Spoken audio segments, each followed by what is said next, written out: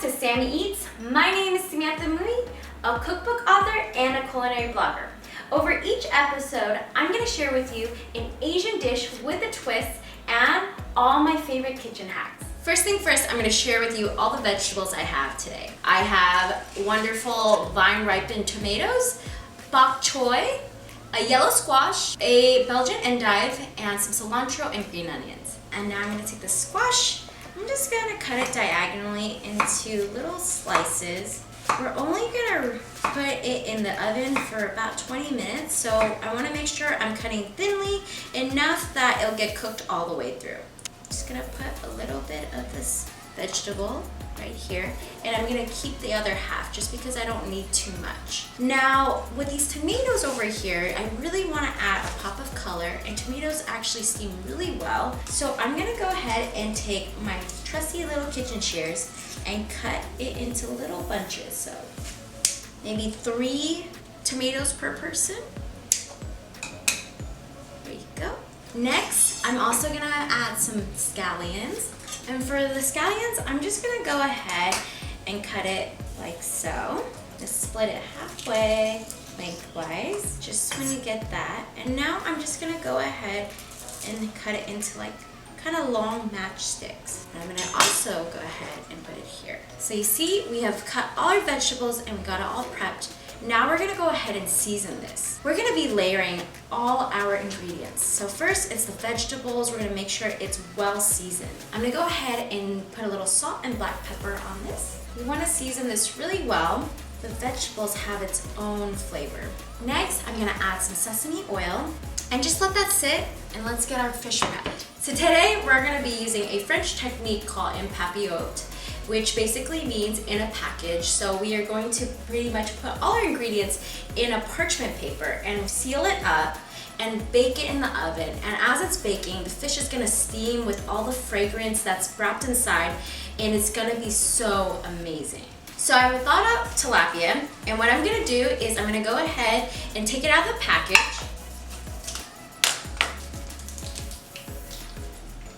And I'm actually gonna use these kitchen shears to cut it in half, because we're gonna make 2 portions with this. Don't forget, we're gonna have to season this fish, so I'm gonna go ahead and add a little bit of salt and a tad bit of pepper. And we're gonna put it to the side now. Next, I'm going to be making a little dressing or marinade for the fish. So I have a little bit of the soy sauce, I have some white sugar, I have this lovely sesame oil, some rice wine vinegar, some of this garlic, and I just make them into garlic chips because I kind of like the shape of it, and some ginger that's been matchstick. So I'm gonna go grab a spoon and mix this together. Just gonna dissolve the sugar a bit and just let it sit in the marinade for a few minutes.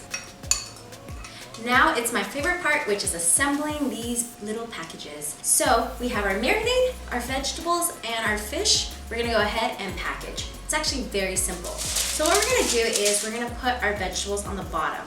So I'm gonna go ahead and take one of these bok choys. I love this look of these little tomatoes. So I'm just gonna pluck it down here. I'm gonna put a little bit of that endive on top. Some green onions, maybe a few of these yellow squashes. You can get kind of creative with this. Now I'm gonna go ahead and take one piece of my fish, layer it right there. You see that? Oh, it's amazing. For space, I might just put my tomato and tuck it in here. Look at how beautiful this looks. Look at that shot, that money shot. I'm gonna go ahead and put my marinade on top. And I love to get some of these bits in it, not just the marinade itself, but I love getting a little bit of that garlic chip, that ginger matchstick. Oh my goodness.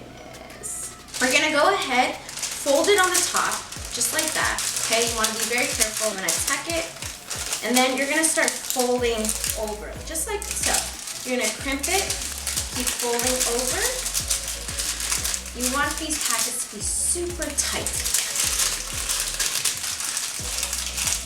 Looks like a calzone, but a fish calzone.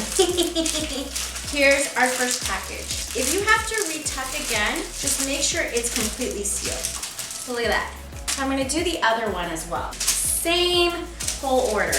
You're probably wondering, where did I even come up with this idea? I have a funny story. Being Asian American, it's very customary for us to order steamed fish in a big gathering, family event, or even make it in-house. So for me, growing up as a kid, I had my fair share of eating a whole steamed fish. But I remember, because when we were eating these big steamed fish, it had all the bones intact. And there's this word called kanguet in Cantonese, which basically means you're like basically choking on a fish bone. And for me, kanguet was an experience that I knew all too often.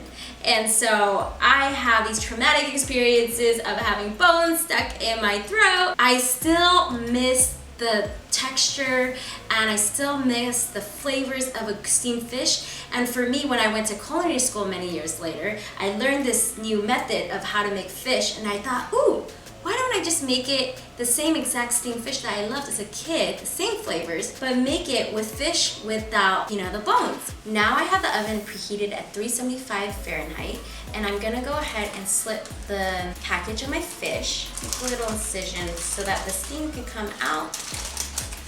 There you go. I'm gonna pop it in the oven for 15 to 20 minutes. All right, my fish is all ready. I'm gonna pull it out the oven.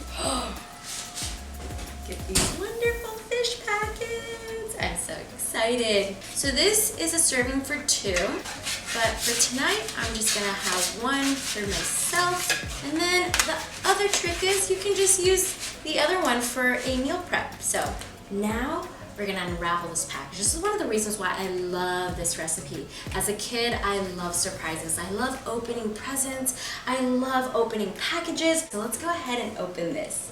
So one of the ways you can open this is actually by just tearing it up from the top. Honestly, I'm having all the excitement feels right now. You guys ready for this?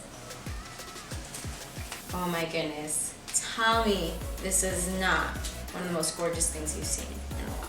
But we're not done there yet. If you want to make this extra special and you want to serve it with your guests and you want to add some fresh garnishes on top, you can go ahead and add some of these things I have over here.